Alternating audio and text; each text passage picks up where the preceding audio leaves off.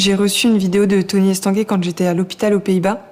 Donc c'était à peine quelques jours après mon accident, donc j'étais encore paralysée.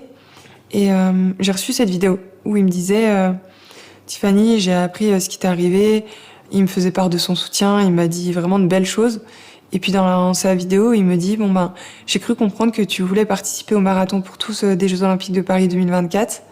Je te donne le défi de te relever et de venir courir ce marathon.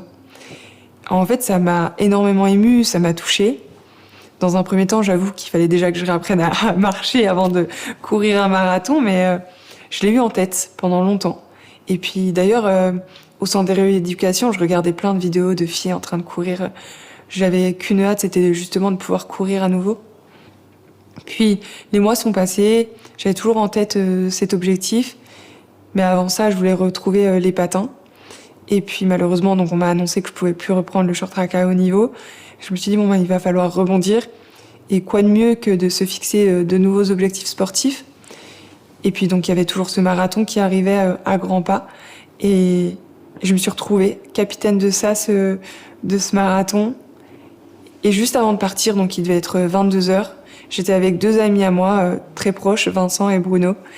Et on était sur la ligne et ils ont fait un discours.